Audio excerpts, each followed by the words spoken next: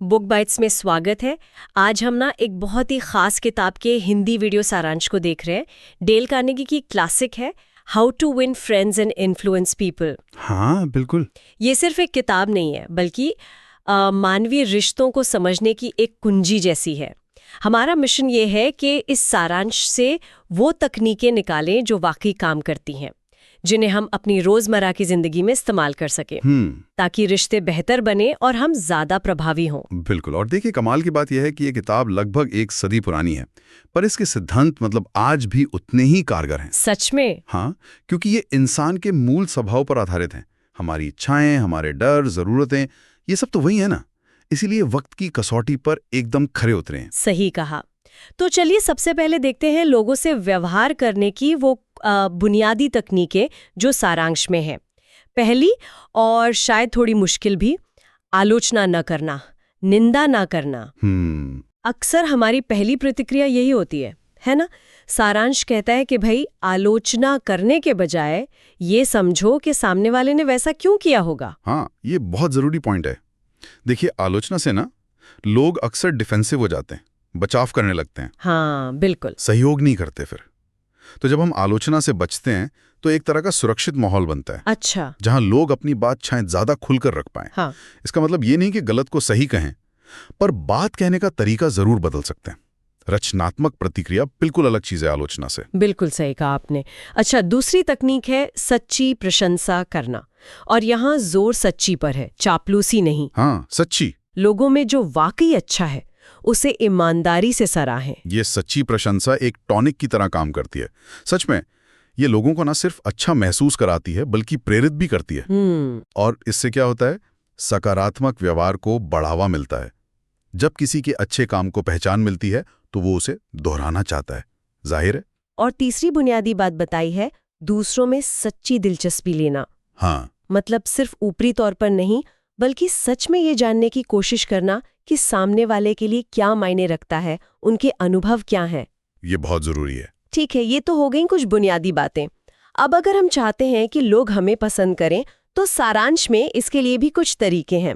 पहला तो बड़ा आसान लगता है, मुस्कुराना। एक सच्ची वार्म मुस्कान, माहौल एकदम बदल जाता है। हाँ बिल्कुल। और दूसरा, नाम याद रखना। किसी को उसके नाम से पुकारना ये दिखाता है कि वो आपके लिए सिर्फ भीड़ का हिस्सा नहीं है, वो एक व्यक्ति है। ये सीधा संदेश है, आप महत्वपूर्ण हैं, सुनिए कहने में, और राहुल जी सुनिए कहने में जमीन आसमान का फर्क है। बिल्कुल बिल्कुल। और साथ ही एक अच्छा श्रोता बनना, मतलब ध्यान से सुनना, बीच में टोका टाकी नहीं, सामने वाले को अपनी बात पूरी करने देना। हाँ। और उनकी रुचि के विषयों पर बात करना, सिर्फ अपनी ही बातें नहीं करते रहना। ये बिंदु बहुत गहरा है असल में। जब आप किसी की बात ध्यान से सुनते हैं और उनकी पसंद की चीजों में रुचि दिखाते हैं तो आप सिर्फ बातचीत नहीं कर रहे होते। अच्छा। आप सम्मान दे रहे होते हैं। और यहीं से मेरा मानना है गहरे और भरोसेमंद रिश्ते बनते हैं। सही कहा। चलिए आगे बढ़ते हैं। किसी को अपने नजरिए से सहमत कैसे कराएं, वो भी बिना बहस किए। सारांश का एक बड़ा नियम है, बहस से बचें। बहस में जीत कर भी ना आप अक्सर सामने वाले का मन हार जाते हैं। हाँ, ये समझने वाली बात है। बहस जीतने से ज्यादा जरूरी है रिश्ता बचाना या मजबूत करना। और एक और बात, अपनी गलती फौरन और खुलकर मान लेना, ये कमजोरी नहीं है। नहीं, ये ताकत की निशानी है। इससे होता क्या है, सामने वाला भी रक्षात्मक होने की बजाय ज्यादा खुले दिमाग से बात करता है। अच्छा पॉइंट है। और एक और शक्तिशाली तकनीक बताइए, चीजों को दूसरे व्यक्ति के नजरिए से देखने की कोशिश करना, ईमानदारी से। मतलब उनकी जगह खुद को रखकर सोचना। हाँ, जब आप ऐसा करते हैं तो आप समस्या की जड़ तक पहुंच पाते हैं और फिर ऐसे समाधान निकाल सकते हैं जो शायद सबके लिए काम करें। इसी को तो सहानुभूति या समानुभूति कहते हैं, और ये आपसी समझ बढ़ाने का सबसे कारगर तरीका है। आखिर में बात करते हैं लीडरशिप की। मतलब बिना ठेस पहुंचाए या नाराज किए लोगों को कैसे बदलें। सारांश बताता है कि सीधे हुक्म देने के बजाय सवाल पूछना ज्यादा प्रभावी है। हाँ, जैसे ये काम ऐसे करो की जगह पूछना, क्या आपको लगता है ये तरीका बेहतर हो सकता है? बिल्कुल। इससे लोग ना प्रक्रिया का हिस्सा महसूस करते हैं, सिर्फ आदेश मानने वाले नहीं। और गलतियों को नरमी से संभालना ये बहुत जरूरी है।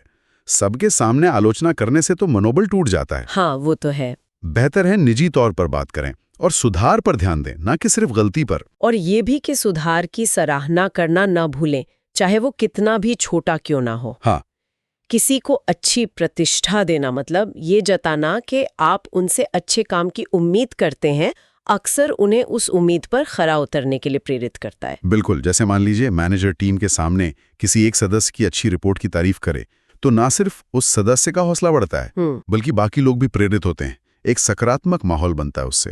तो संक्षेप में देखें, इस वीडियो सारांश से हमने सीखा, आलोचना से बचना है, सच्ची तारीफ करनी है, दूसरों में दिलचस्पी लेनी है, मुस्कुराना है, नाम याद रखने हैं, अच्छा श्रोता बनना है, बहस टालनी है, गलती माननी है, दूसरों का नजरिया समझना है, सवाल पूछने हैं, नरमी से सुधारना है और प्रगति की सराहना करनी है। हाँ, और ये तकनीकें सिर्फ लोगों को मैनेज करने के लिए नहीं है, ये असल में ज्यादा गहरे, सार्थक और सम्मानजनक मानवीय संबंध बनाने के लिए हैं। यहाँ एक सोचने वाली बात यह है कि आज की इस डिजिटल दुनिया में जहां हम स्क्रीन के पीछे ज्यादा रहते हैं, हाँ, इन सिद्धांतों को जैसे सच्ची मुस्कान की गर्मजोशी या ध्यान से सुनने की कला, इन्हें कैसे प्रभावी ढंग से अपनाया जा सकता है, ये एक सवाल है।